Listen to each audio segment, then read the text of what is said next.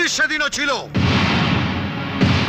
Inspector নীলা মুখার্জি সেদিনও ছিল।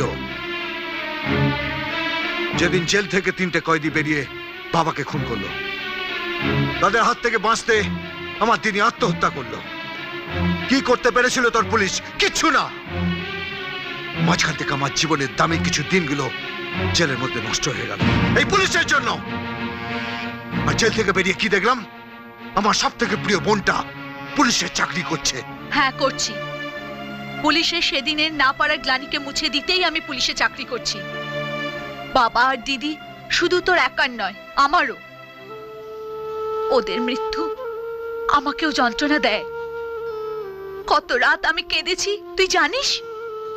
Police সেদিন যা করতে পারেনি সেটা আজ করবে। 3 জনের 2 জন এখনো বেঁচে আছে। আমি সেই কেসটা রিওপেন করব।